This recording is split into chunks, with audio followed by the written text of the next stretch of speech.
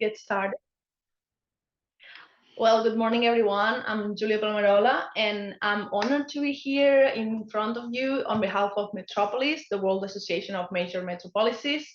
Today, we are delving into the world of sustainable and vibrant urban landscapes, especially specifically focusing on the tools that have been developed within the Greenhouse project to support the improvement of city nature-based solutions. This session marks the culmination of a series of webinars where we have explored a strategic urban forest planning, urban forest governance, also participatory urban forest design and management, and protection and restoration of urban forests. I know Metropolis recently started the implementation of its strategic action plan for 2024 to 2026. And within this strategic framework, we have committed ourselves to steer metropolises toward a profound unity with their natural environments. We recognize that the impacts of climate change are already being felt in cities, prompting a crucial shift in awareness regarding the necessity to reevaluate urban landscapes. In that sense, I wanted to also use this moment to announce that yesterday we launched a new product, the Solutions Labs. And the Solutions Labs models is Metropolis's approach to policy exchange, bringing cities together around a common metropolitan challenge. Each of these Solution Labs connects at least with one of the Metropolis thematic priorities. And in terms of metropolitan ecosystems, the topic that we are in fact exploring today, we will have 4 solution labs starting this 2024 related to clean technology vehicles, energy communities, cities under water stress, and fair climate transition. If you want to know more about this, please take a look in the link that I'm going to share with you just after my intervention. And yeah, well, basically, we eagerly anticipate continuing to address this issue on the global stage and assisting metropolises while in tackling challenges associated with climate change with an inclusive approach.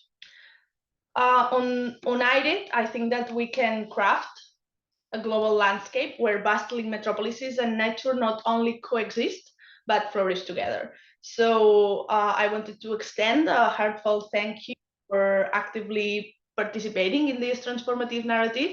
And I'll pass the word to Rick DeBres, who is going to be the moderator of this whole session. Thank you, Julia. Good morning. Checking the counter, we have about 60 participants at the moment, and more people are coming in, so that's great. Welcome to this final webinar for Clearinghouse. Myself, I'm Rick de Vreese. I have had the pleasure to work with all these colleagues, more than 50 colleagues around the world, basically, in 4 years of Clearinghouse work, 4 years and a half even. So this webinar is now really showing some of the tools that we have been developing, and Sebastian and Manuel and Dagmar in the Humboldt University in Berlin have been leading this work. It has been a journey that was not so easy sometimes, but I'm quite proud of what we have been able to produce. So I'm very sure this is a will be a very interesting webinar. I've also seen that we have some or quite some people from municipalities or local authorities in the audience, and I'm quite sure that you will be able to use the tools. So and during this webinar, we will not only listen to the developers of the tools, but also to testimonials from cities or city regions that have been using the tools. That is Barcelona and Gelsenkirchen in the Ruhr area in Germany.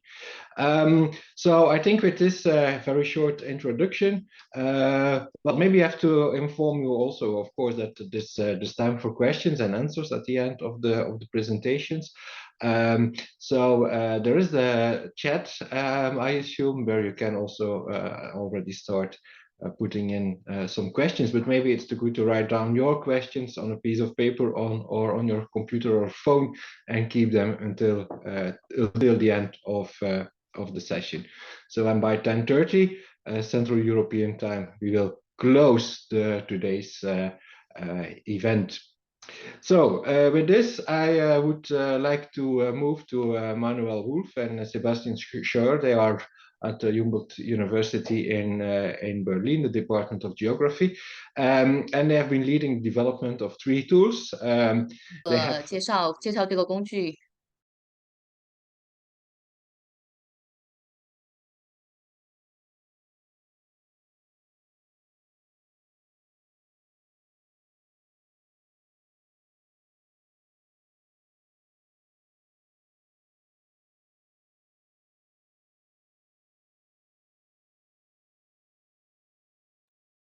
Hello, anybody from Metropolis still there? Yes. Sorry. I think they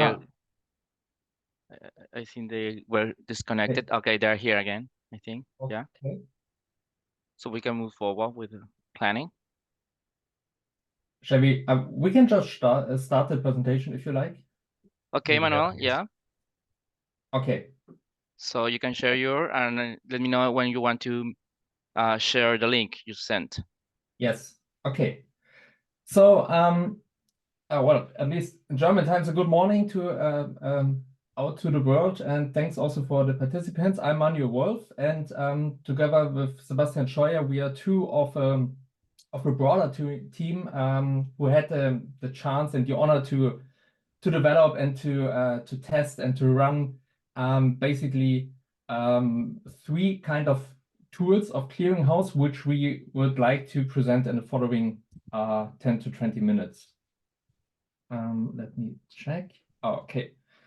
So starting with a brief overview, and we will go into more detail and look behind the scene of each of the tools. But just to start with an overview of what can be expected. So we are basically talking about 3 tools in a range of clearinghouse. The first is basically a tool for the elicitation of local knowledge, so by local users, through citizen science, which is called My Dynamic Forest, which will be presented by Sebastian. Sebastian will also elaborate on a spatial impact assessment and classification tool, and also draw out a little bit the specifics and the benefits, in particular using this in data scarce areas. And last but not least, there is a Spatial Information and Knowledge Hub, which, as you will see, serves a completely different purpose compared to the other 2, but is nevertheless complementary to this. So this is what can be expected.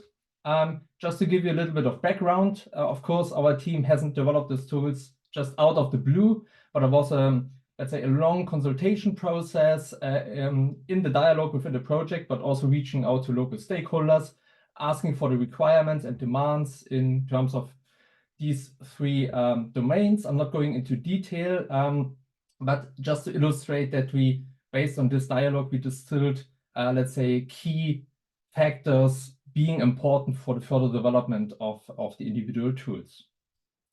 And before I hand over to Sebastian, and in order to let's say start already preparing our discussion in 20 minutes, I would like to ask to our audience, what do you think are the critical factors for actually turning knowledge, any knowledge, if you like, into a certain set of action?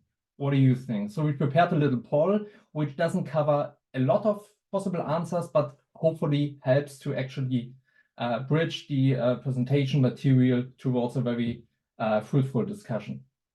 I hand over to Sebastian for going into detail to the first tool. Thank you, Manuel. So Sebastian, please, the floor is yours. Yeah. Thank you, and good morning, good afternoon, everyone. So I want to briefly talk about the My Dynamic Forest tool, or essentially what is the citizen science approach that we have elaborated and implemented as part of the project. Can you go forward? Yeah, thank you. The approach that we have chosen is what we refer to as a trait-based approach. And why have we chosen traits to implement citizen science? That's because there's a lot of evidence on linkages between, for example, human experiences or activities in UFNBS and qualities of the social ecological systems. And this is essentially what is the concept of social ecological traits as elaborated by Anderson and colleagues, who shape or that shape human affordances, but also benefits of UFNBS. So when we talk about traits, what we really mean is any feature of a UFNBS or a green space, for example, that could be related to its size, to its composition, so morphological aspects. It could be functional aspects, or even sensory aspects, and many more. And why that is of interest is that there may be potentially quite complex interactions between the expressions of certain traits. So what we observe for a given UFNBS, interactions with that and personal preferences or conditions. And there may be feedback loops, therefore, also emerging that shape UFNBS compatibility for specific users, for example, for specific users or user groups, or the delivery of benefits or ecosystem services, for example. And some of these potential, benefits linked to trait expressions, but also interactions are summarized on this slide. For example, when we look in the literature, we know that a higher degree of naturalness, so close to nature designs, promotes restoration and vitality and decreases negative mood states. We know that even looking at trees promotes momentary well-being, restorative effects being often correlated with morphological aspects, such as the share of grass cover of trees and bushes. And we know about the importance of the soundscape, so bird song especially, but also sounds from blue features like water bodies for recreation restoration. There may, however, be certain trade-offs potentially, or interactions. Think about naturalness and allergenic potential that may be constraining for some users or user groups. Also, close to nature designs may be perceived as less safe or as hazardous. There may be use conflicts, there may be noise, which leads to a displacement of nature-seeking functions, which may not really be desired. And when you reflect on the 330-300 rule, we also know that it's important to have green spaces nearby your place of residence. But there are also, for example, there is what is reported as a being away component to green space use, where also a further distant green spaces have important functions and distinct benefits for users. So you essentially need both. And there may be trade-offs depending on personal preferences, also personal opportunities or abilities. And this is what we seek to explore, really. Next, please. This is what we seek to explore with that framework. That's part of a figure, but that's the core of what we propose to do for citizen science. On the right, you can see we have certain traits that may be the tree cover share, that may be accessibility, that may be related to soundscape. And essentially, depending on the research interest, so the themes in a case study, we suggest to focus on a very distinct set of traits for further exploration. And what we now ask a user to do is to report how they perceive traits, which traits they perceive, and to evaluate them also, for example, in regard to specific uses or use intentions. So to evaluate traits as, for example, being something positive that is supportive of a specific use, or to evaluate it as potentially something negative that may be constraining. And when we look at those interactions, what we want to get out really is how, for example, traits shape personal decision-making when it comes to use intentions or use behavior. Also, how users may shape traits, or how local governance may shape traits, and how traits shape benefits, therefore. And by looking at these interactions, what we want to get out of that is really pathways for local action, calls for action for local governance. Next, please. And what we have done, therefore, is to adopt this framework in selected clearinghouse cases to explore, for example, local socio-environmental issues, to learn more about local conditions in UFNBS that also relates to UFNBS health itself. We wanted to learn how citizens perceive or appreciate UFNBS, so related also to cultural ecosystem services, how they make use of UFNBS, but also to learn about multifunctional aspects, which functions are supported, which benefits are delivered, or at least which benefits are perceived and appreciated by citizens.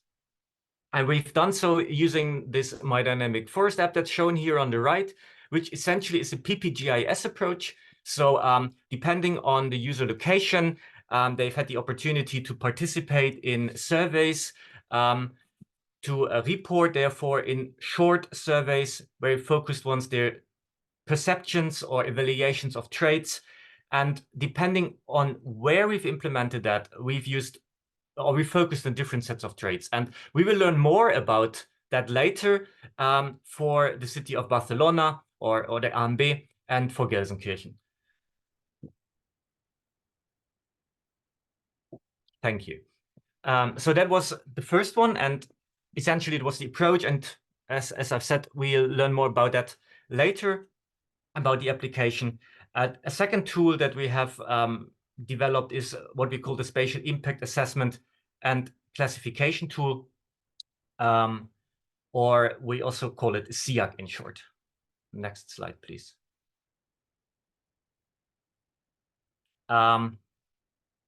SIAC, you can see it on the right here, is a tool that's meant to help you approximate urban forest conditions or benefits of the urban forest at the local level. It therefore implements selected indicators and an assessment of selected ecosystem services. The tool builds on various other products of Clearinghouse, specifically a typology of UFNBS that is also trait-based.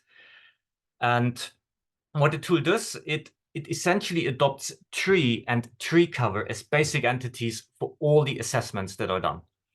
So those are at the core of the tool, and everything's linked to that, basically. What it also suggests is not too fast. Thank you. What it also suggests is to use basic data to promote transferability, and that is what you can see already here in the screenshot. Essentially, you would need tree planting locations, buildings, and a street center line. So this is basically data that is available from many sources. Think about even OpenStreetMap, and we've chosen to rely on basic data to promote tool transferability, as Manuel mentioned earlier, also to data scarce regions. You can also see that it's a plugin for QGIS. So as such, it's not necessarily maybe the most user-friendly, I would say, but also it's not really aimed at the layman, so to say, or the public. It's a tool that's specifically targeting more research academia or practitioners with GIS experience and those who make use of GIS tools, therefore. Now the next slide, please. And the tool seeks to support gaining insights into specific challenges that we have aligned with IUCN's Urban Nature Index teams. The modeling of tree cover as core for the tool, but also to identify trends in vegetation cover. It may help you to assess tree species richness and diversity. A core function is the modeling of connectivity in line with the IUCN team to identify trends in connectivity, which is important for supporting or maintaining or improving biodiversity. And then there is this indicator-based assessment of tree cover benefits, so that relates to services to selected indicators aligned, for example, with human health and well-being benefits. Next, please. And just some brief insights, what the tool can do. As mentioned, the modeling of tree cover is essential.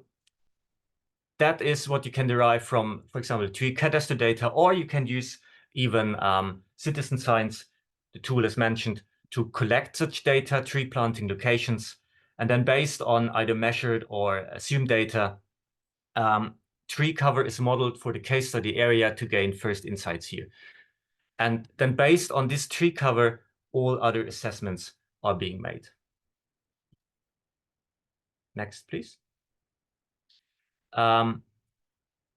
if you use a tree cadastre, then if you have species richness, or you allow that to be collected as well, for example, using citizen science, then you may assess tree species richness and diversity. Some examples are shown here. You may get relative abundance curves. There are selected indicators that are provided.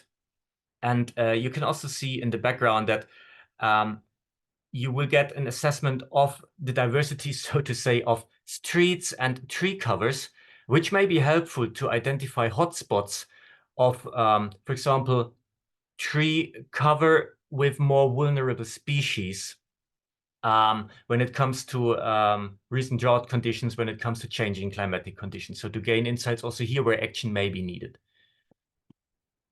Next. The third team, the modeling of connectivity, is graph-based. So we're using a network approach. What we essentially do here is to look at the tree cover configurations based on nearest neighbor relationships. We're approaching that from a perspective of structural connectivity. So we're using a connectivity of dispersal threshold to determine what may be connected.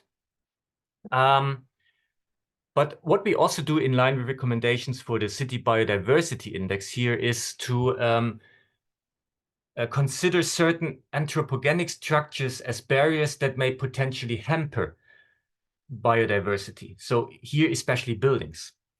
And in so doing, we can explore, based on different thresholds, how connectivity changes over the case study area, but also how, for example, anthropogenic structures may impact connectivity. We get a lot of different indicators here, from patch sizes to number of components, speaking towards fragmentation. That's too much detail for now, I assume. But what may be important to get out here is that we can also identify which tree cover entities are important to maintain connectivity, as due to their removal, connectivity would decrease. This is what we call articulation points. And this, again, may be quite important insights that may help decision-making. And finally, the last team, the indicator-based assessment of tree cover benefits and of local U of NBS conditions. This basically means that the tool can provide selected indicators. This includes, of course, tree abundance, but also indicators like street tree density. Or when you think about the 330-300 rule, it also assesses which trees are in close proximity to buildings. So an approximation of the free component in that rule, for example. Then, as mentioned, we also allow the assessment of certain ecosystem services. Those are assessed at what we call spatial units of analysis. You can see here, that's the little patches in the background. This may be land parcels. This may be administrative districts. This totally depends also on the case, what you choose here as, well, your unit of analysis. But independent of what you put in, what is being done is first an assessment of morphological properties of these patches. So, for example, share of tree cover, share of build-up, share of vegetated areas. And then based on these traits, especially tree cover share or tree cover area, ecosystem services, carbon sequestration storage, and air quality regulation are assessed, for example. But also, as teased here, an assessment of local cooling potential as a function of tree cover. Thank you. Thank you, Sebastian. So, but directly connect and quickly report on or present the last tool, which is the Spatial Information and Knowledge Hub. Let me see. Okay. And for this purpose, let me go again one step back and return to what might be called a knowledge management life cycle or cycle. Just to remind you that the knowledge production is not just a one sequence or one phase, but runs actually through different phases, starting from the discovery. So what is actually the problem? Who is reporting a problem? Towards the creation of any knowledge, might it be from scientific, might it be from citizen science perspective, entering the phase of, how do we organize this knowledge? How do we select, form typologies, etc., classifications, into the dissemination until we finally reach the utilization. And this is basically where we want to go, because this is actually where the action is then taking place, ideally. To what extent the circle is then closed, running into the discovery phase, I will come back to this at the end of this presentation. And the knowledge and information, the Spatial Information and Knowledge Hub, the SIK-Hub, which I'm going to present, basically touch up on the colored parts in the next 5 minutes. So what is the purpose of this tool? It is a little bit contrasting to the previous reported two tools, because it's basically an online application which was designed for synthesizing different evidences when it comes to UFNBS traits, as detailed by Sebastian already. So basically, like a basket of everything we produced in Clearinghouse, if you like. Quickly reflecting on the objectives. So basically, there are 3 of them. There's a complementary degree of details to be understood as spatial degrees. So we have very detailed knowledge. We have very rough knowledge, serving different purposes, also covering different topics, as you will see in a second. This tool allows multiple interactions. So it's not just designed for, here is an evidence and we are informing you about this, but here, these are some functions which you can play with, and hopefully that you further engage with the material. How this might work and how the tool delivers on that, I will come back to this. And of course, like the, so to speak, even traditional decision support, not necessarily meant to only public authorities, to planning authorities, but also for enabling any kind of local initiatives, local organizations, even down to residents. So decision to support of everybody, so to speak. Just very quickly, one word to when it comes to the motivation, why we did this. It's basically relying on 3 columns. So the one is, of course, what we promised within the Clearinghouse project, in terms of what we want to develop and which topics we are going to serve. The second is that during the developing process, we strongly interlinked it to, for instance, IUCN products. You might know about the Urban Nature Index, but also other initiatives and programs. And thirdly, what we might want to frame under, or might want to understand under the umbrella of environmental justice perspective on, how we can deliver actually UFNBS traits within cities. This is interesting because it directly opens so to say, the pathway towards topics like you can see here in this word cloud. So we talk about accessibility, we talk about, but also about inclusion. We talk about collaboration. This is a little bit of the background, not too scientific, but enabling and empowering, and not just the traditional informing. I need to run, as I promised, through different phases in order to make you understand what is actually in there, what is the potential, and how you can engage with the material. And let me start by, let's say, a very ordinary example of a Middle European little park, which you can see here in this aerial photo. And one of the, let's say, problem definitions we started to face in is from an individual perspective, asking, for instance, if a certain person seeks to approach this UFNBS as delivered by this park, what constraints or barriers does this person actually needs to take into account when trying to engage this? Because the usual assumption is that NBS deliver on or are beneficial for public health, which is true. There's a lot of evidence on that. But if we think about a walkable environment and we want to go this way into a compact and densifying cities, what constraints do people actually need to take into consideration before they can benefit from this health benefits? And speaking of communities, we can further extend this question to, okay, which are certain residential groups suffering from these barriers or detours? Or is there an exponential or significant health exposure to health harm due to pollution or traffic or heat.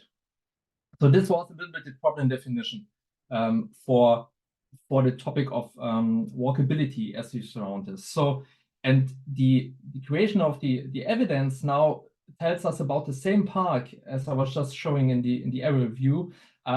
Okay, this is the immediate surrounding, and this is where households are living, and this is the way or the magnitude to which extent they are actually suffering from those physical barriers, so to speak. And if we know this, with this knowledge, we can also have an estimation about, okay, who is living there, in order maybe to detect which are vulnerable groups, which are significantly exposed to this physical barriers. This is not what we want to have. And at the same time, there's also some, let's say, estimation of where are people actually concentrating on their way, walking towards a park. And if we know this, also surrounded by local observations, we can have a second step in actually estimating, okay, where is those pollution, noise, for instance, or the stress factors accumulating at the same time, hitting a lot of people on their way seeking for recreation. So this is a little bit the motivation why we actually started engaging with the topic of walkability. So we have this network, people walking to a park. But of course, as Sebastian also already mentioned, there's also from a biological perspective, the question to what extent is this park actually delivering on habitat functions or as in its role as a stepping stone within a broader network, so to speak. So what extent is this park or the NBS there serving within the connectivity of a broader vegetation area? And also here there's some evidence we can have some modeling, some estimations, which helps us to understand in order to which role this single individual parks plays within a broader network beneficial to biodiversity, for instance, when it comes to habitat, to stepping stones, but also very interesting topic where those wildlife interactions can be expected due to the constellation of the network. So we have a second network. And finally, and this was very much covered already by Sebastian, there's a different way in the way that people understand and perceive those different traits. Do they perceive it as a habitat area? And does it change their behavior towards this or this attitude towards this place and other functions? So this perceptual aspect actually, depends on how you create it, but also emerges as a network towards what we see or what we concentrate here with FNBS in a park. So people perceive, for instance, climate change impacts, but they also perceive the way they feel attracted or being secured in this park in a different way. So how do you deal with the different opinions on that? And this is pretty much what Sebastian was already showing, and what we wanted to get some details also when we jump to the case studies. So in a nutshell, we have multiple networks. I talked about walkability, connectivity, perception, and of course we provided this evidence. We created this evidence in our clearinghouse case studies, as you can see here. And now coming to the actual, like the way it's organized, this knowledge is organized, because we now talked about a tremendous variation of different types of knowledge. Might it be modeled, might it be perceived, might it be whatever. So, and the knowledge information or the spatial information and knowledge hub, as you can see here, is organized the following. So if you go, there's a link. It's an online tool. If you go there, you will see the master interface, so to speak, which is organized along, let's say, 3 to 4 areas. I'm not going into detail. You can explore on your own. We will share the link later.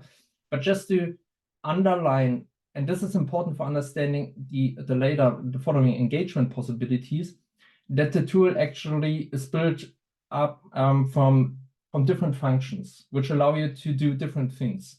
So there is a way to visualize the material. There is a way to analyze the material and to go even a step further. And I will give you some insights about this in the following 2 slides. But before that, just to remind you that, of course, also this functions doesn't come out of the blue, but they simply speak to the 3 mentioned objectives of the tool. And I will in particular now focus on those who enable multiple interactions and hopefully support decisions. Yeah. So basically, there are two functions in this, which I'm now going to report a little bit on. So the first is when you would open the tool and approach simply the visualization, you will see like a similar network like I was just talking about before here in the city of Krakow. So this is the functional connectivity, see nodes and networks and so on. So this is what is visualized. But of course, the tool also, as I was showing earlier, allows to analyze and to trace the data as needed. Depends on what you want to have. And this looks complicated. It is complicated, but let me just guide you through the different, let's say, elements. So starting from the left, you can see, of course, there's also a manual how to do things in this tool, in this dashboard. And from the left side, you can also approach the different topics and the different case studies for which we started to incorporate the knowledge. In the middle part, it's the visualization, a map as you know it from Google Maps maybe. And for those who already work with GIS, for instance, there's also, of course, the possibility to filter it spatially, thematically. You can export. You can print your map, all those different functions you're used to see in a GIS environment. And on the left side there, you do have a table and selected graphs, which are changing interactively depending on how you change the visualization. So for instance, if you zoom in, zoom out, or filter or select something, those graphs and tables adapt and can be exported. So, and by doing this, you can actually create your own reports on a certain thematic or spatial scope. But as illustrated before in the master interface, you can do many, many more things. And don't have time to go into detail for all of them, but just to tell that there's also not just the information, but also the story behind an information, which we found to be crucial in order to understand what is there and what can be done with this.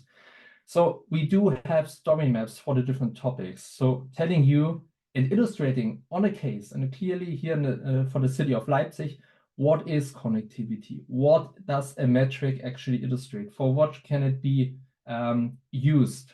What are specific areas serving as an example for this? And starting from this, and at certain strategic key links, we also link to further material.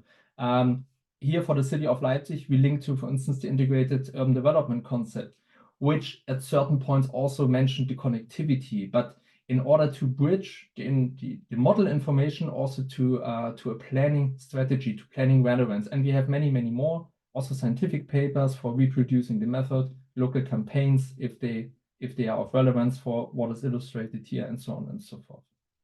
And of course, there is always the possibility to download the data, so you can play with it within your own environment.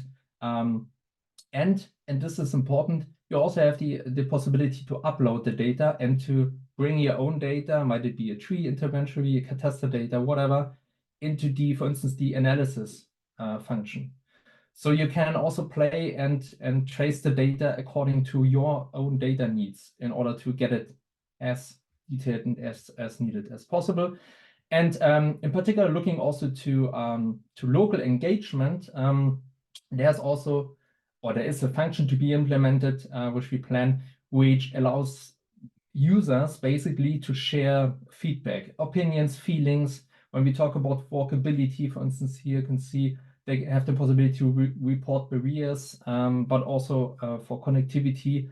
And the intention is that if they use the tool, which can be run on a computer device, but also on a cell phone, on a mobile phone, that they also start thinking about the immediate surrounding and neighborhood. Hey, there's something lacking, there's something missing. I'm going to report on this. And with this, they constantly start to engage with the topics of walkability, connectivity, nature in itself, and their neighborhood. I'm running a little bit out of time. I'm sorry for this, but these are my last two slides. So now it's a tricky question. So what? So what to do with that? And of course, talking about usefulness and potential impact, the tool as presented now was designed considering certain key users, from the residents towards decision makers, partners, could be project partners, but also other partners within and beyond the project, developers, basically us. And here you can see a list of, let's say, what is, I would say, traditionally understood as, the way what you can actually do with those information. This is what we want to have, but not necessarily the only way, because the tool was basically designed to support what we might want to call active interactions. Yeah, so you can use the material information for your decision support. That's fine, but it would be great if you could go a step further to foster cooperations, to start talking to people with that. Hey, this is what the modeling tells us. What do you think about? How does it align to our strategies? What do you think in your neighborhood? Does it mirror with your experience? So it is really more a tool for getting into dialogue. And I'm not going into detail this, but just to in a nutshell, to illustrate in a nutshell, some graphical support. So it is this support evidence-based, place-based planning decisions. Yeah, that's why I mentioned the very detailed modeling and data provision, which is in the tool at the moment. At the same time, beyond that, also this dialogue, because the tool, what the tool is also doing, if it can be used by anybody. It's a freely accessible tool. All information and data is freely available and can be used by everybody. So it's also kind of nivellating and empowering, the weaker voices towards the louder voices, so to speak. Ideally, it can be used for this, for pushing campaigns, coalitions, whatever. And as I said, also for the engagement and participation within a run campaign, within a strategy, but also beyond. Depends a bit how you want to use it. And of course, this tool can be extended towards other topics and other cities, but it's a little bit something for the future. My final slide, as I was just illustrating, I run a little bit through the different stages. And I also talked about, and this is also what Sebastian talked about, that at certain key points, we also had to rely on, let's say, what you might want to call external knowledge. So for the discovery and knowledge creation, there's also citizen science being very helpful to us. Tell us what the problem is. Tell us what your opinion is. For the organization of the knowledge, we also strongly interlinked it with ongoing strategies, plans, initiatives, as far as we could. And of course, for the dissemination, it was also important that we organized some workshops and we had the mock-up evaluation and talked to participants, to stakeholders, to the extent we could. But as you see here, what is actually a little bit out of our scope, to be honest, is the knowledge you would actually need for closing this circle, yeah, because we can try to get people to make the tools attractive for using them, but we don't know if they really distill new knowledge out of it, detect new problems, which would then actually close the circle and come to a new problem definition. We have little knowledge about what could be needed in terms of organization knowledge. You need to know about the processes. It's a little bit out of scope, but maybe it's a little bit something for the discussion. And with this, I would like to thank you for listening. Okay, thank you, Manuel and Sebastian. We received a couple of questions already from people in the online audience. Also seeing that we have a very international attendance. We have a question from South Africa. I've seen Chinese colleagues in the room, so that's really great. So before going to the questions by the audience, we go to two cities. First is Barcelona, where we are sitting here at the moment. Barcelona, the city of Barcelona is, well, rather the metropolitan area of Barcelona has been a very active partner in the clearinghouse project. But basically we had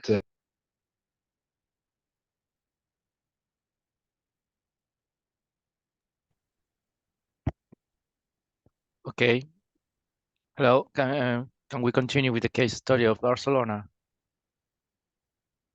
Okay. I think we are having some issues with Rick and my colleague Julia, so we can move forward with the program. And I think at the end, let's see if we will be able to recap all the presentations, the questions. So thank you very, very much, Corina.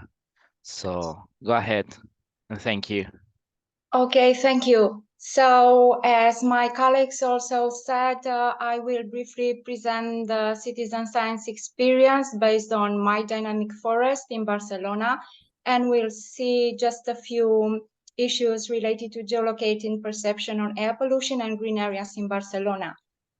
So as you've heard before, let's say the transversal objective of all citizen clearinghouse tools were to try to reconnect people with the urban forest. And one of the key points of citizen science is that citizens work as sensors.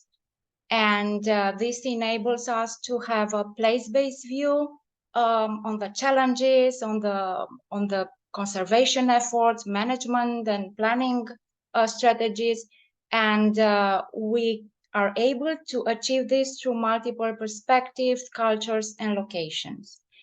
In case of Barcelona, citizen science tool is focusing, as I said, on air pollution perception. And this is, of course, not new. There is broad literature and scientific reports on this all over the world, and also in Europe, the perception of air pollution. But this is also geolocating. As Sebastian said, this is a PPGIS. So this we have for the first time this data for Barcelona, not only for Barcelona, also for the metropolitan area of Barcelona. And of course, all this data is still underestimating in urban planning. And first of all, it is because it is underestimated because we do not have this data. So the first objective for designing this citizen science approach for Barcelona was to see how much does air pollution affect the use of urban public space, but also the health, and what improvements are needed in which areas. At the same time, of course, our greatest fear was that if are we getting accustomed to air pollution, this will have important consequences, also public health consequences. And another objective was to understand urban forest management needs and quality in terms of citizens' appreciation and perceptions. So, for instance, in this case, we will collect data related also or on tree health, or on green spaces quality in general. Another transversal objective would be to encourage citizens to observe the urban nature in their backyard and to be proactive. So why this data is so important for us?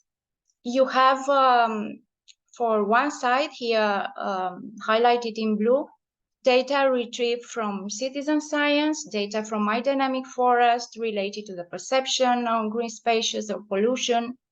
And then you will have the data retrieved from, let's say, measured data from sensor maps, remote sensing, related to functional data, street configuration, and so on. So we will interpolate this data, but this data will be combined not only with data from field sampling, but also with important policy strategies of the city and also European strategies. This is just a very quick example of the intuitive survey that Sebastian also mentioned, the idea was to develop a very quick survey and not tire the user, but of course, at the same time, we try to get as many traits as possible.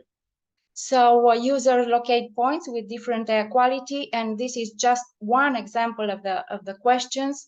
The citizens are asked if they perceive air pollution, if they perceive unpleasant smell, vehicle smoke in the air, lots of noise or dust in the air. So just some of the results for now. We are still getting data, and our aim is to have richer data. So most of the perceptions do match with the measure station data, but there is a scale mismatch in some areas where, for instance, air pollution is perceived in location where air quality follow the standards. And of course, this has implications for restoration priorities and also requires further balancing of ecosystem services mismatch. We also detected the need to improve green spaces quality and quantity in certain areas where poor air quality was perceived.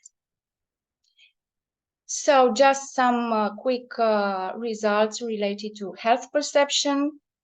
People express their health worries related to air quality, especially headaches, noise irritation, eye irritation, and these health worries are also related to detection of more traffic, noise, unpleasant smell, or dust. And of course, I think that this data will be very interesting, not only now, but also in the future, if we achieve to have a long-term series, because as you know, one of the aims of zero pollution ambition of the European Union is to reduce by 2050 the share of people chronically disturbed by transport noise by 30%. So in order to be able to achieve this, you need data. And again, as Manuel said, data which tell a story. Well, people call for actions, and these were some of the perceived pathways for local actions in Barcelona. So there is a strong demand to reduce traffic, create more urban green space, and even there is an important request to more tree planting. And what is important, as I said, all this data, all these requirements are geolocated. Now, some brief conclusions. Yes, cities are worried about air quality in Barcelona, and air pollution triggers avoidance behaviors. Most of the participants express concerns, health concerns related to air pollution, and we think that more stations of air quality are needed in Barcelona to be able to achieve this information at local scale. And Barcelona Periurban Forest, the urban park of Collserola, is perceived as one of the green areas with less noise and pollution. And of course, the good news is that there are already many actions to improve urban planning, urban greening strategies in Barcelona. And one of the challenges that we have this month is that we have water restrictions, we have serious drought problems, and we have this climatic emergency for serious drought in Barcelona that will affect also, of course, vegetation. So just some ideas for the future. We aim, based on this data, and not only based on my dynamic forest, but also in relation to other tools developed by my colleagues in Humboldt, to build synergies with urban planning policies with long-term perspective for climate change and public health. Be aware that drought will also affect air quality. We will continue providing, uses this data, scientific evidence for public space design and management, for instance, introducing health criteria into public space design, and just some ideas for the future and concerns and questions. Maybe we will need to plan together and think together about a new typology for green space, even for air quality, and also we have to find more data and more strategy to avoid the domino effect and the urban trees mortality. Thank you very much. Thank you, Clearinghouse, and everybody from Barcelona who helped us to complete the survey. And please be aware that this is still open and functioning, and still waiting for your inputs. Thank you.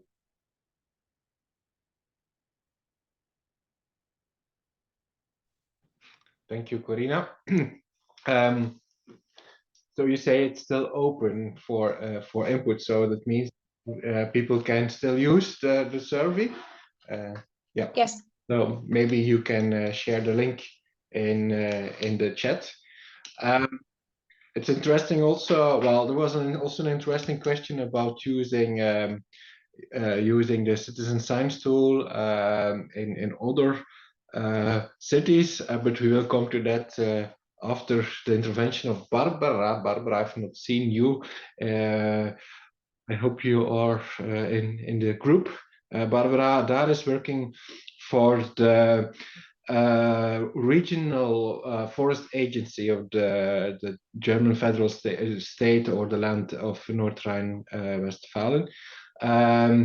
And together with the city of Gelsenkirchen, they were one of the 5 case study cities in Clearinghouse. Gelsenkirchen is an interesting city in the sense that it's in the rural area in Germany, which is an area with lots of old industries, coal mines and so on. These have been closed down and nature has taken over. It's also an interesting city for football lovers. Also, Barcelona is an interesting city for football lovers, but Gelsenkirchen is interesting because it's the home of Schalke 04. Oh, Barbara, I don't see you on the screen. Are you? Yeah, hello everybody. I hope you can hear me. Is it possible? Yes. Yeah. So, okay. But we can't. We cannot see you, but yeah, I tried to enter with my video, but it's not working. I don't know why. Maybe it's the security of my computer. I'm not sure. But it's okay. I assume you have a presentation, so we can look at the pictures and the text on the presentation. No, actually, I don't have a presentation because I was asked to share some practical experiences with the tool, and I think Corinna showed already what we also have used, this My Dynamic City tool, and yeah, we maybe have some different question to our visitors of the forest. We wanted to know how they perceive the forest, which changes they could observe over the last years, and if they think the green environment, especially interesting for us, industrial forest, has improved or turns toward a bad, a place which is declining. So luckily we had more answers that the place is still very green and a place for recreation. Mm-hmm. But people were, for instance, complaining that there is not enough place to sit and not enough, or there is too much rubbish in the area. So they wish that this could be cleaner, for instance.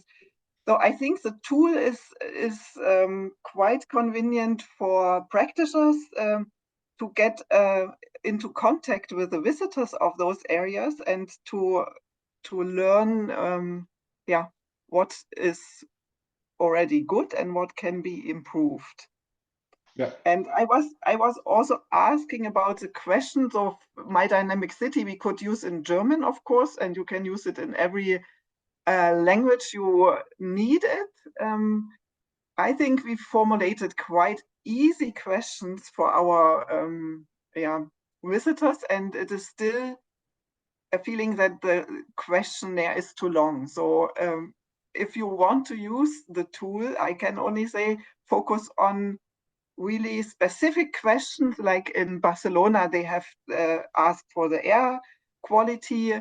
And maybe for us, it would be also good only to ask for improvements of the place, or for places people prefer to stay and so on, because then we can focus on clear activities we could do to improve the place, for instance.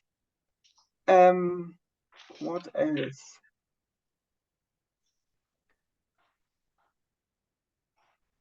Yeah, and then at the moment it is still, I don't have the data available. If I need them, I always have to ask the people in Leipzig if they can give me the output. But I think this is because the tool is still in preparation. If you have it available for meetings, for instance, in the Forest Authority, it would be good to show the actual problems. And I appreciate the tool as something that can improve our work. Yeah. But still on the way. Yeah. Okay, great.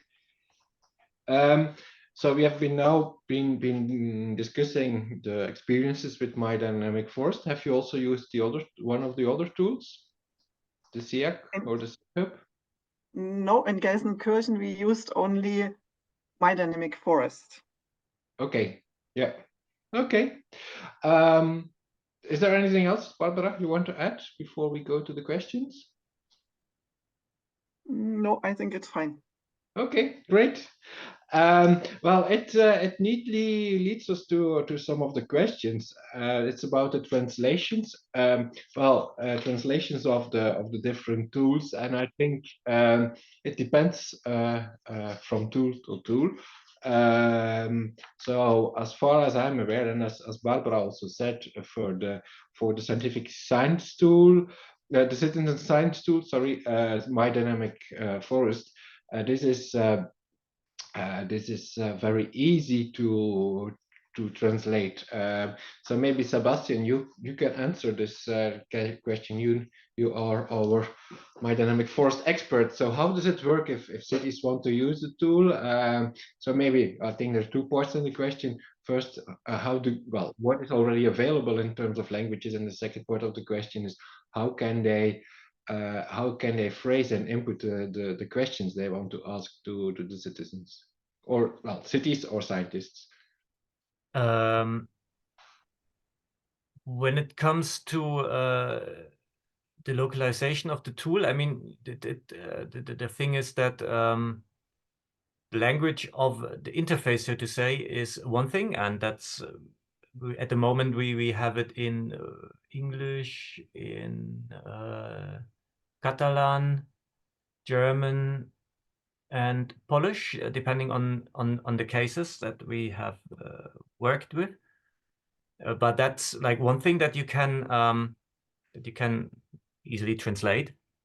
The other aspect would be languages of surveys, and they are totally independent from the user interface. So each survey you could also provide in as many languages as you want, and basically the user could choose in which language he would want to answer a survey. Okay, great. So yeah, each city, each location defines the questions, so it also defines the language of the questions. So that's an easy reply, or an easy situation. For the SIAC and the SIK-Hub, it's different, I think. So I don't know, Manuel, maybe you can explain definitely for the SIK-Hub how this issue of language is dealt with in the SIK-Hub, and for the SIAC maybe too. Yeah.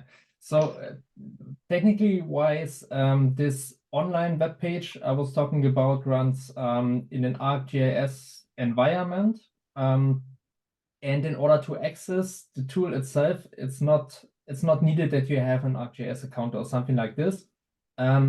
Nevertheless, running within this ArcGIS environment enables to approach every language package, so to speak, which ArcGIS provides.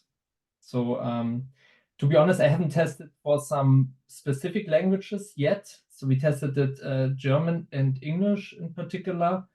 But to my knowledge, it should be possible that the whole tool is simply adapting to this language packages. But we can still test it. Yep. Okay. Well, and the SIAC is a QGIS plugin. Well, I think Sebastian, that's also your expertise more. So also that is only in English, I assume, at the moment.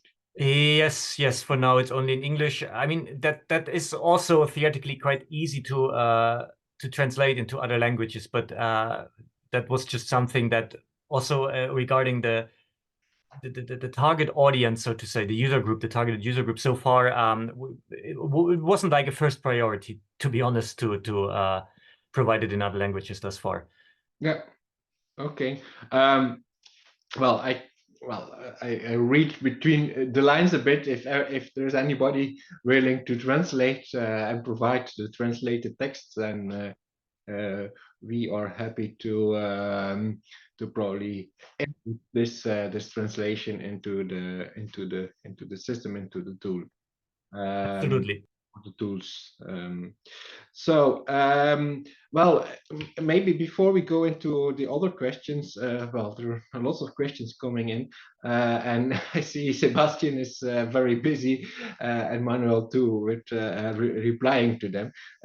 So please keep. You can maybe put your question in the chat, and if we don't have the time to discuss your question, but also I've seen that my good colleague Jiali Jen from the Chinese Academy of Forestry is very active and has some.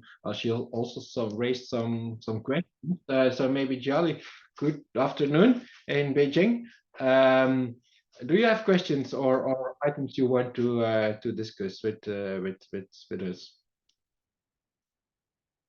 Yeah, morning. Jiali? Try to open my camera. Just Yes. a second.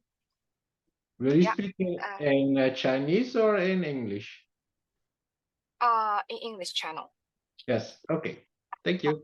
So yeah. Yeah, actually, I am quite interested about these three tools, and I was thinking if I can apply these three tools in several case study cities in China, especially in Beijing, because my CAP brief is based on Beijing, and also we have several data as Manuel and also Sebastian mentioned in their during their presentation.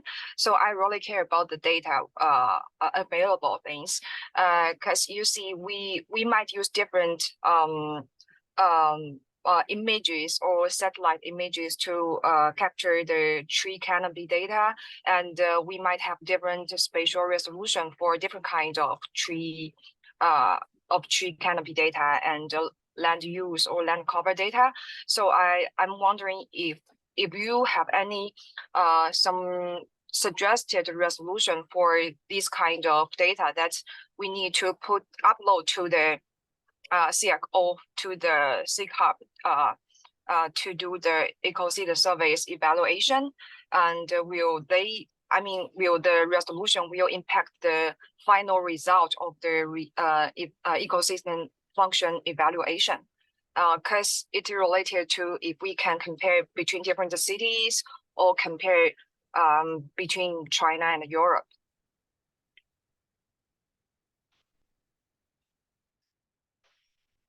Well, that's a question for Sebastian or Manuel. I mean, I can start and then hand over to Sebastian. Thank you, Jiali, and I feel reminded to some long discussions on that. It's yeah. I would simply also remind ourselves to this knowledge cycle and the different types of knowledge we were talking about, because it's a different story when we talk about, for instance, a modeling which is based on remote sensing or land use data. Then it is incredible which new and open accessible data, high resolution data, becomes available all over the globe. So I think it gets less and less a question of the data, even if we talk about intercontinental comparison. The second is when it comes to the method applied, and the methods we try to make as transparent as possible. Nevertheless, we put it into some reports within the project, but also some publications. But nevertheless, we will be very helpful, or we will be assisting in, if somebody wants to replicate a study, of course. And the third thing is when it comes to other types of knowledge. And here I would hand over to Sebastian, because when we talk about citizen science knowledge and data, it could be a different story. But Sebastian, please. Thank you.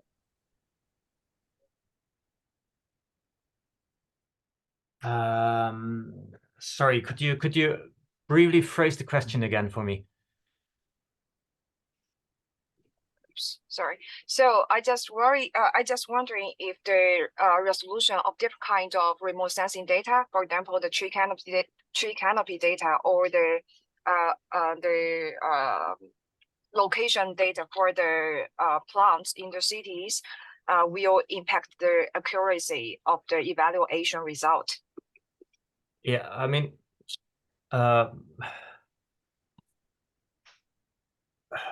of course, it may do that. I think I've tried to answer already in the chat. Like, for example, for SIAC, you don't necessarily need remote sensing data. That's one approach you could take to put the tree cover as measured or as remotely sensed into the tool. You may also approach this differently, and then of course there are data issues. Depending on the resolution, I can see it in the street tree layer when I use Copernicus data that it does not necessarily match a tree cataster that I have. So the model tree canopies or the tree cover is of course not identical, and then obviously this has impacts on the approximations that follow. The same goes for the citizen science, that there are issues in data quality, mostly tied in this case. I mean, the perception is something subjective, so we don't need to talk about this part, I'd say. But when it comes to localizing answers, yes, the accuracy is limited by the mobile phone in this case as the primary way to collect data and the GPS of the user. So of course also then you may get points that are not necessarily exactly there where you'd want them, but like some meters further. But if this really impacts your conclusions is something that I guess strongly depends on your case. So what we have seen is that, for example, to collect data that you'd aggregate at the street level or at the small patches level, then this may totally work. When it comes to very tree-specific observations, we have seen that here there may be difficulties, particularly in the urban environment where GPS isn't as accurate. So if you'd want to map that, there may be certain limitations. Okay, thank you. Charlie, do you have other questions?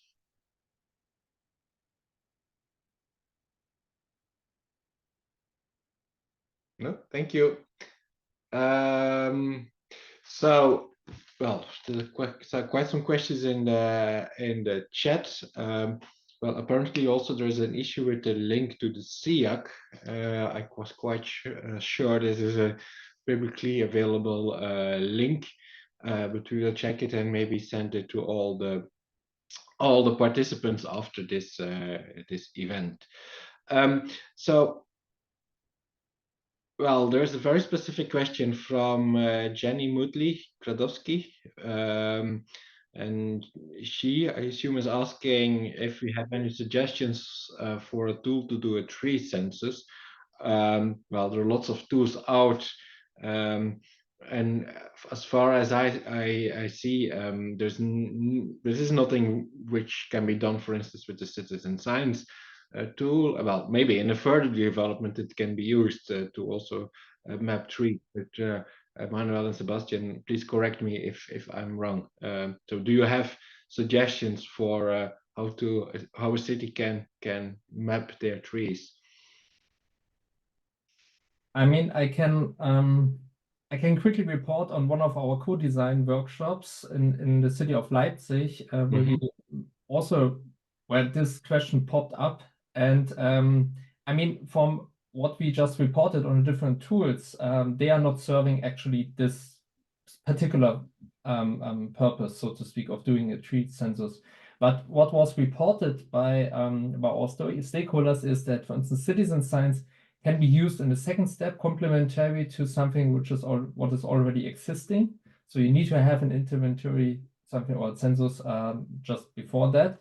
And the way the city of Leipzig is doing is they ask a company to do a kind of a testing, and they basically do it like Google recorded its street view. So they're running with high resolution cameras, driving through the different streets, and basically for the purpose to accessing street trees, so to speak. When it comes to streets and parks, of course, it's a little bit maybe a different story due to the accessibility. And what they are doing is they have a complementary remote sensing approach in addition to that. But this is more to speak a very technical issue which they outsourced, so to speak. And then in the second step, as I said, you can use citizen science for continuously monitoring climate change impact at specific corners, locations, but you need to have this technical endeavor first. Yeah, okay, great. And now I see we have Barbara on the screen. So is there anything else that you want to add, Barbara, from the experience in Gelsenkirchen? No, you see, technique is always human-made. I mean, I had to open the window. No, I think maybe one question I remember in the beginning, we focused on 4 or 5 places in Gelsenkirchen, and yeah, it is good to connect the data directly to the place. But on the other side, it is then, or it was not possible to enter data if you are not at this place. So yeah, how to say, this is quite convenient if you have the information to a certain or about a certain forest, but it must be connected in the right way. Yeah. Yes. Okay. So there's 2 more questions. Maybe the first one is about the tools that we explained today. Can they be used and for free, and where are they available? So well, I will quickly be replying, and Sebastian and Manuel, you have to shout to me if it's not correct, but so the citizen science tool, the My Dynamic Forest, is available for free, I assume. Although I'm not sure how it's well, it's available for free to use, but I'm not sure how it is, if it's available for free and to install and to set up. So for the SIAC is a QGIS plugin which one can download. I'm not sure if it's already in the repository of or in the GitHub. And for the final tool is the SIK-Hub. Well, that's probably, it's based on SIAC GIS software. So I think for setting up this tool, you need to have a license. But so Sebastian, very practically, if a city or if a research organization wants to use My Dynamic Forest, how can they find it? At the moment, it runs at our lab. That's also practicality, since we did not mean every case to manage their own web infrastructure. And I suppose if there's interest, then the best would at the moment be to approach us, as we still need to see how we may make this more widely available, if it's containerization or something like that. So this is all things that we are still a bit exploring. Yeah. Okay. Yeah, and as part of the web page, so to speak. So just to underline that there's no license needed. So it was a license. It is a license needed as on behalf of the developers for setting this up, but for using and interacting and using all the functions I was talking about, there's no license needed. However, for those who have the license, can embed it into their own environment with stronger links, but it doesn't diminish the functionality of the tool per se.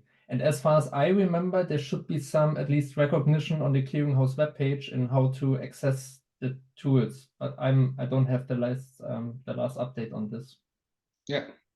Well, we have everybody's email address as you registered for this webinar, so we will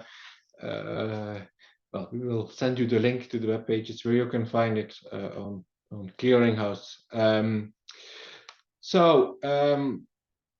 Yeah, we have some more questions in the chat, but maybe somebody is eagerly waiting to raise his or her voice and ask the question directly without writing in the chat.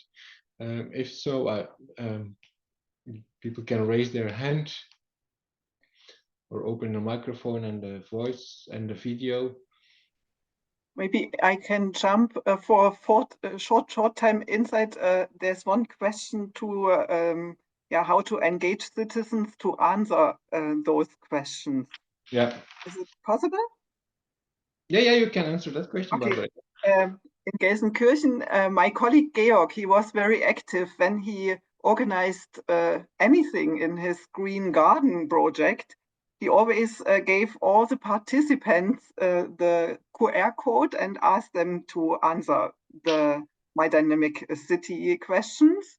And we, as a forest authority, we always ask our practical trainees or whoever also to go into the areas and to talk directly to dog walkers, to anybody who is in the region. And we also had the QR code at the website in the Forest Authority and at these places. But in Gelsenkirchen, it's really difficult because maybe it hangs there for a week and then it disappears normally. So it is better to be quite active in asking people to answer those questions. Yeah, and maybe to close the session, Corina, can you explain to us how you have been doing it in Barcelona? Yes, in general, I think that in order to be able to engage people to participate, you really need a strong communication campaign and also some specific, let's say, communication actions. So in our case, we try to write a blog posts on craft websites and to interact with people using social media, especially Twitter and LinkedIn. And then several journalists have been interesting and also interviewed us, and several, let's say, posts appeared in the media. And then we noticed immediately after that an increased use of this of My Dynamic Forest app. And of course, this is important. We had, for instance, more than 20,000 visualization for the notice for the blog. But then, when you really want to engage people to use it, you need much effort. So we don't have so many answers. Ideally, it would have been wonderful to get so many answers, but it's very difficult to engage and motivate people. So you need a continuous effort in order to be able to get this data. Yeah, it's working hard. Okay, great. There's still some questions coming in. I think we will try to answer them and to review them and answer them if it's if not yet done, and maybe add them to the report of this meeting. And this was, as I said, the final webinar of Clearinghouse. But if, of course, our journey is not coming to an end, we have, if you want to know more, there's the website, which there will still be a lot of material being published there. We are finalizing some guidelines for policymakers and practitioners on urban forest nature-based solutions. These will be uploaded, I expect by the end of February. And if you're really interested in the field of urban forestry, I would like to extend the invitation to attend the European Forum on Urban Forestry at the end of May in the city of Zagreb. Zagreb is a nice, small capital city to European standards, but they have nice green spaces.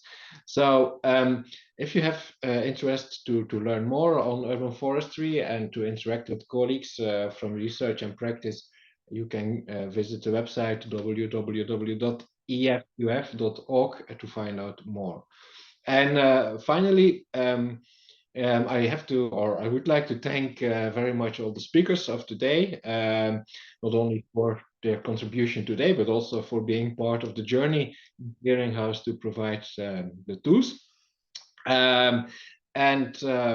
As Caitlin is also reminding us, Caitlin from Metropolis, that also Metropolis is providing further learning opportunities through the solution labs. So the link is in the chat, and we will further distribute the link to people who have been participating. So we are exactly on time to close down the webinar. We had about 120 participants, which is good from all around the globe. So I would like to thank you to listen to us, to interact through the chat, and hope to see you at another occasion. I hope you have a good evening for the people in the eastern part of the globe, and a good rest of the day for people in Europe, Africa, and also, of course, if we have people from the Americas, you still have a long day ahead of you. Thank you for being with us, and see you hopefully somewhere in the urban forest. Thank you. Thank you very much. Thank you. And have a good day, everyone. Thank you, Ole. Thank you. Bye. Bye. Thanks Thank for you. organizing. Bye-bye. Thanks to the audience. Bye. From Italy. Thank you. Bye-bye.